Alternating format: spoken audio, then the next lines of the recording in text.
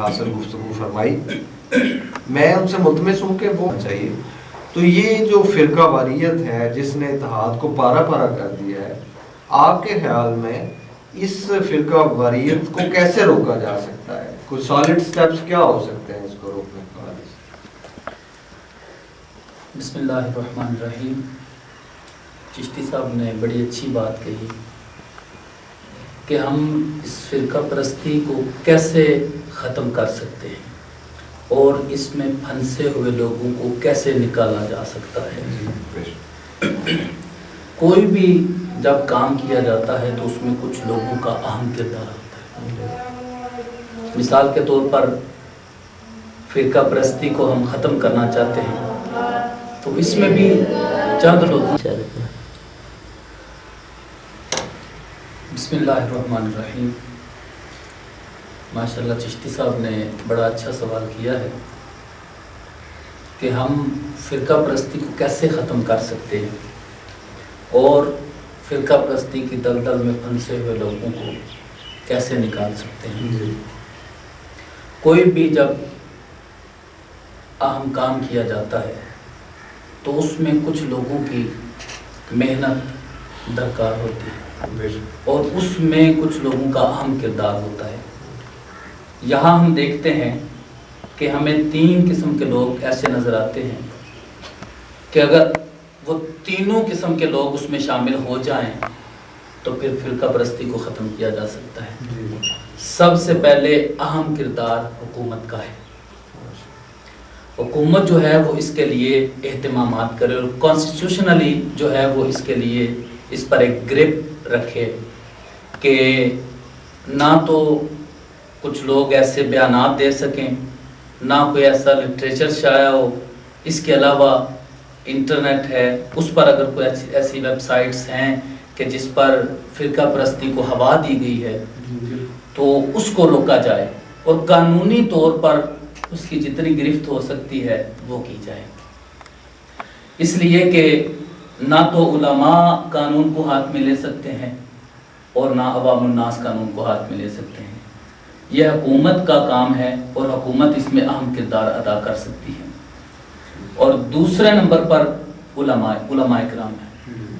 علماء کرام جو ہیں وہ اگر فرقہ پرستی کی اس پر جو لیکچر ڈلیور کرتے ہیں، جو فرقہ پرستی کے بارے میں لوگوں کو بتاتے ہیں یا اپنے مسالک کو جو ہے وہ ہوا دینے کے لیے، اپنے مسالے کو پھیلانے کے لیے بڑی ولولہ انگیز سپیچز کرتے ہیں، اس سے ان کو چاہیے کہ وہ گریز کریں اور پوری امت مسلمہ کو اتحاد کا درس دیں.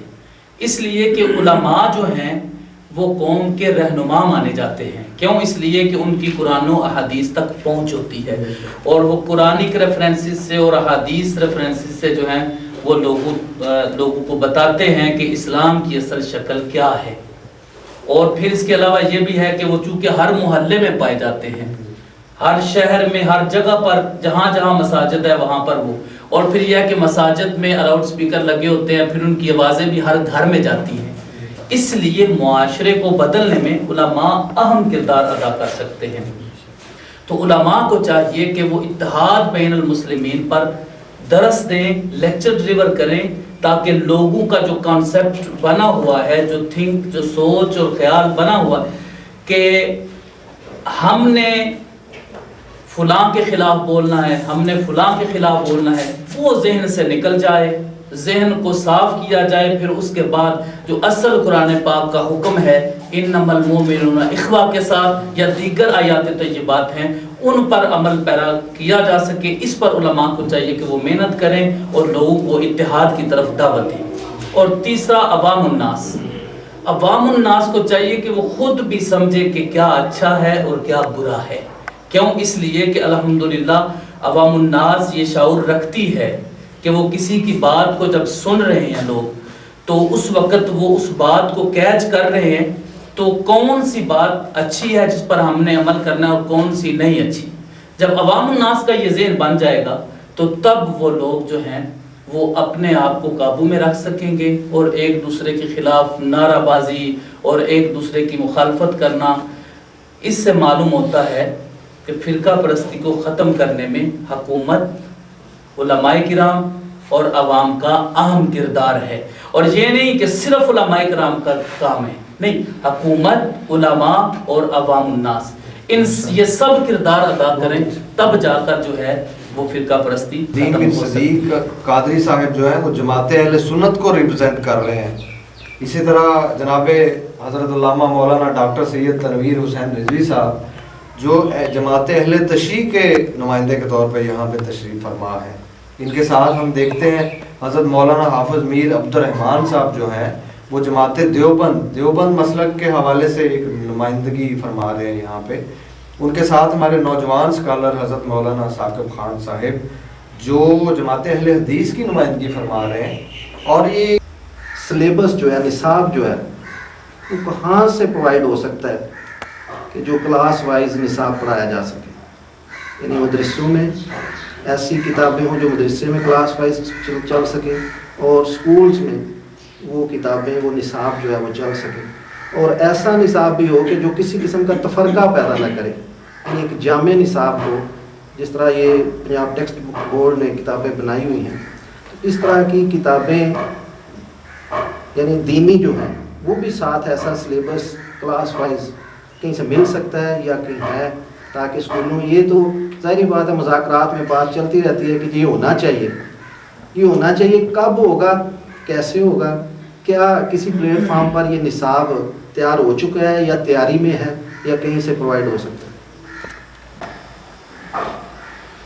ہمارے محترم افضال رنجا صاحب نے سوال کیا ہے کہ جو نظام مدارس اور اسکولوں کا ایسا مشترکہ نظام ہو اس میں عصری اور دینی علوم مشترکہ طور پر پڑھائے جا سکیں، تو کیا ایسا نصاب موجود ہے یا اس کو پرووائڈ کرنا پڑے گا؟ دو چیزیں ہیں، ایسا نظام موجود ہے، لیکن اس سے پہلے ہمارا یہ ٹارگٹ نہیں ہے کہ ایک ادارہ ایسا نصاب لے کر چلے اور وہ اس سے جتنے اس ادارے میں اسٹوڈنٹس پڑھیں گے وہ تو اس نصاب کے مطابق ہوں گے. لیکن ہمارے سامنے ایک علاقہ نہیں ہے، ایک ادارہ نہیں ہے، پورا ملک اور پورے مسلمانوں کے حوالے سے ہم یہ بات چاہ رہے ہیں. تو وہ تو حکومتی سطح پر ہو سکتا ہے، ورنہ ایسے ادارے موجود ہیں جہاں مثال کے طور پر ایسے مختلف مکاتب فکر کے اندر بھی ایسے ادارے موجود ہیں. مثال کے طور پر منہاج القرآن کی یونیورسٹی ہے تو ان کے تحت بھی ایسا نظام وہ چل رہا ہے.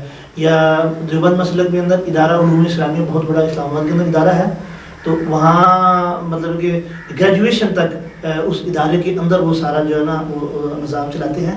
تو وہ ایسا سلیبس انہوں نے پرووائڈ کیا ہوا ہے، نرسری سے لے کر آخر تک اس کے ساتھ قرآن بھی حفظ کرواتے ہیں اور میٹرک اور وغیرہ سارا اس نصاب ایسا انہوں نے وضع کیا ہے.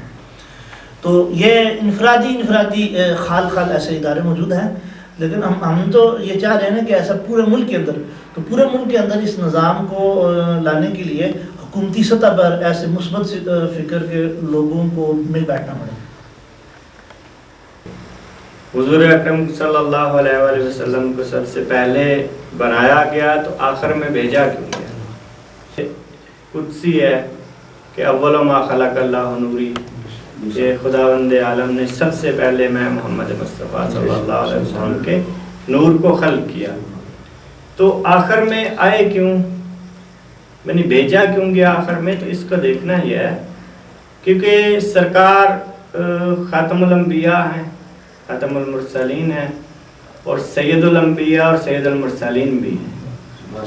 یعنی قرآن کریم کے اگر حوالے سے آپ سرکار کی ذات کو ہم پرکھیں تو ارشاد ہوتا ہے کہ ہم نے ہر امت کے اوپر ایک اپنا شاہد مقرر کیا اور اپنے حبیب کو تمام نبیوں کے اوپر اپنا شاہد سے مراد یہ ہے کہ ان کی گواہی دینے والا ہے.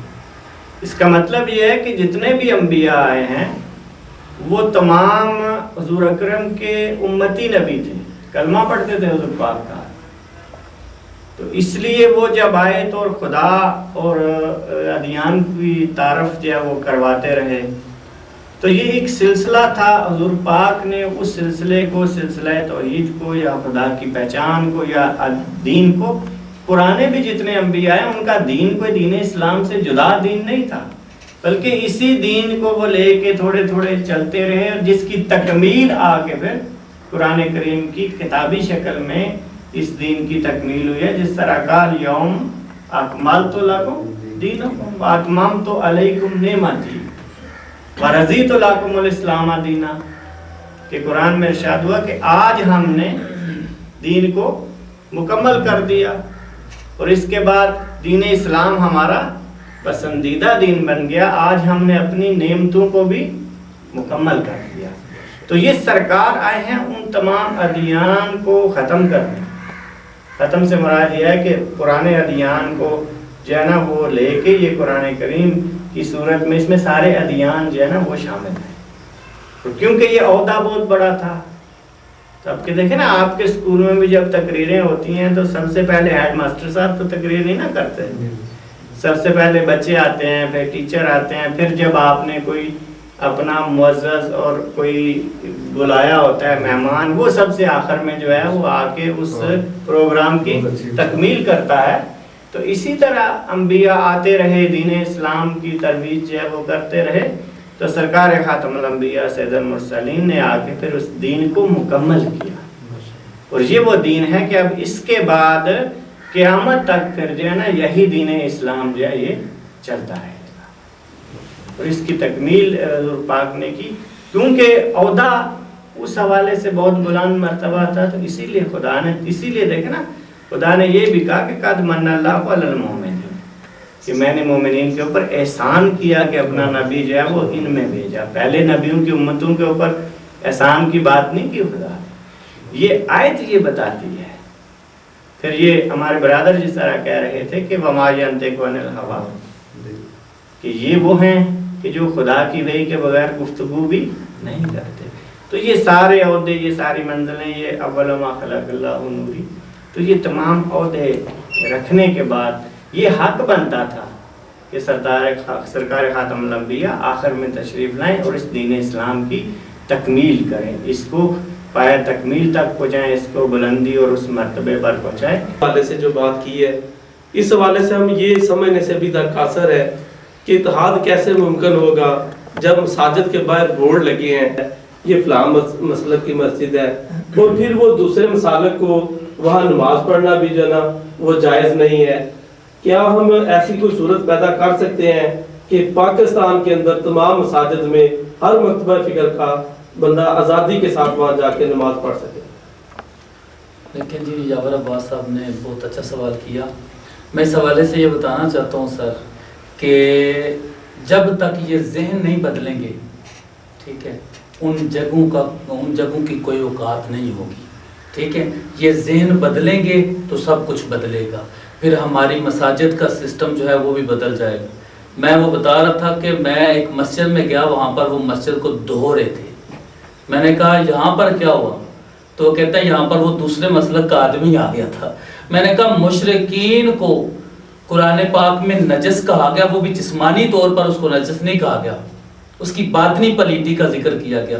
تو مسلمان جو ہے وہ دوسرے مسلک کا آدمی دوسری کی مسجد میں آ رہا ہے تو اس مسجد کو دھو رہے ہیں. یہ صرف وہی فتنہ ہے جو لوگوں کے ذہنوں میں گھسا ہوا ہے، اور وہی جو پہلے میں نے 3 طریقے بیان کیے، اگر ان کو ہم کیا جائے، لوگوں کو ذہنوں کو بدلا جائے تو اللہ کے فضل و کرم سے یہ سب کچھ خود بہت ہی ٹھیک ہو جائے. میں پرسنل لا کیوں؟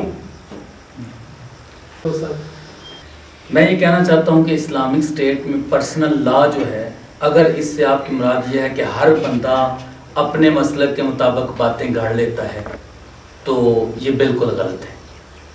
اور اگر اس کو ہم مطلب اجتہاد کی شکل دیتے ہیں کہ ایک لفظ ہے اور اس کے کئی معنی جو ہیں وہ ہمارے سامنے آتے ہیں، تو ایک بندہ ان 2 معنی کو بیان کر دیتا ہے.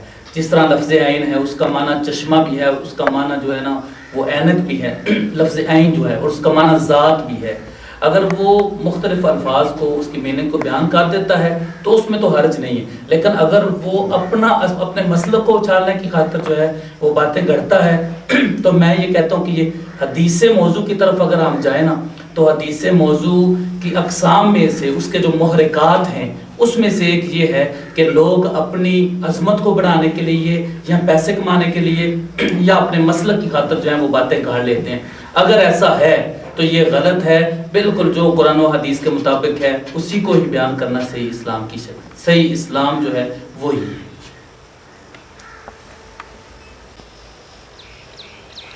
معزز سامعین و ناظرین، میں حضرت مولانا ندیم بن صدیق القادری صاحب کا، ہمارے اہل تشیع سیکٹر کے نمائندے جناب حضرت علامہ سید تنویر حسین رضوی صاحب کا، ہمارے دیوبند مسلک کے اسکول آف تھاٹ کے نمائندے جناب حضرت مولانا حافظ میر عبد الرحمان صاحب، ہمارے اہل حدیث اسکول آف تھاٹ کے ریپرزینٹیٹیو ہمارے نوجوان اسکالر جناب حضرت مولانا ثاقب خان صاحب، ان تمام شرکاء کا دوبارہ مشکور ہوں کہ وہ ہمارے پروگرام میں تشریف لائے اور اپنے مواعظات حسنہ سے ہمیں نوازا. معزز سامعین ناظرین، یہ آج کا ہمارا پروگرام آپ انٹرنیٹ پہ paakakhbar.com ایڈریس پہ جا کے ملاحظہ فرما سکیں گے، اور میں انہی الفاظ کے ساتھ آپ سے اجازت چاہوں گا. شکوائے ظلمت شب سے تو کہیں بہتر تھا، شکوائے ظلمت شب سے تو کہیں بہتر تھا، اپنے حصے کی کوئی شمع جلاتے جاتے. انہی الفاظ کے ساتھ اپنے میزبان غلام انصر علی چشتی کو اجازت دیجیے. اللہ